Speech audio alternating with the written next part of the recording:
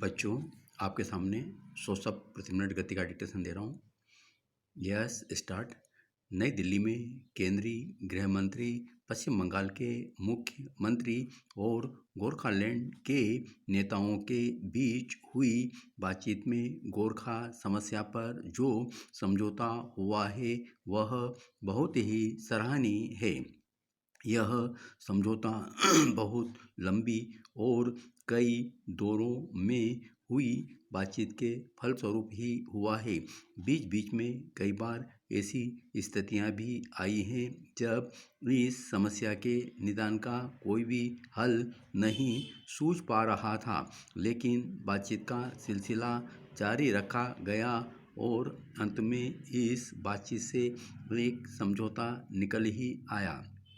तीनों ही पक्षों ने यह तय किया है कि समझौते की दस्तावेजों पर जल्दी से जल्दी हस्ताक्षर कर दिए जाएंगे। सभी पक्षों ने इस समझौते को समर्थन का पूरा वचन दिया है। पश्चिम बंगाल की सरकार ने कहा है कि परिषद के नाम के साथ गोरखा शब्द जोड़ा जाए और परिषद के अधिकार क्षेत्र में कुछ और मैदानी इलाकों को भी शामिल किया जाए। यह उल्लेखनीय है कि प्रधानमंत्री ने गोरखालैंड मुक्ति मोर्चे की अलग राज्य की मांग को पूरी तरह से अस्वीकार कर दिया है। राज्य सरकार का रवैया इस सारे कार्य में बहुत ही उदार रहा है। उसने श्री घिसिंग को यह विश्वास दिलाया है कि जब भी किसी प्रकार की कोई समस्या ऐसी खड़ी हो जिसका हल निकालना आवश्यक होगा तो वह बातचीत के जरिए कर ली जाएगी। इस प्रकार 2 साल से भी अधिक समय से चली आ रही इस समस्या का समाधान खोजने का काम केंद्र सरकार के सहारे ही हो सका है। प्रधानमंत्री जी ने जहां इस समझौते पर संतोष व्यक्त किया है, वहां यह आशा भी रखी है कि इससे उस क्षेत्र में पूरी तरह से शांति स्थापित हो जाएगी। शांति स्थापित हो जाने से उस क्षेत्र का तेजी से विकास किया जाएगा। वहाँ के लोगों को रहने की, भोजन की, नौकरी की तथा अन्य प्रकार की सुविधाएं सुलभ हो सकेंगी।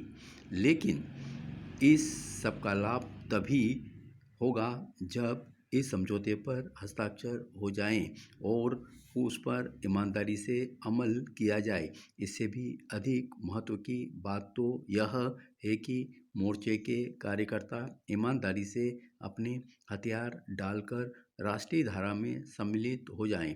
यह इसलिए कहना पड़ रहा है कि जिन लोगों को हथियार उठाकर लोगों की हत्या करने का चस्का लग जाता है वह आसानी से छूटा नहीं करता।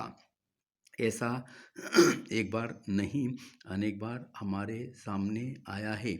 इससे हमेशा ही सबके सामने कठिनाइयाँ उपस्थित हो जाती हैं।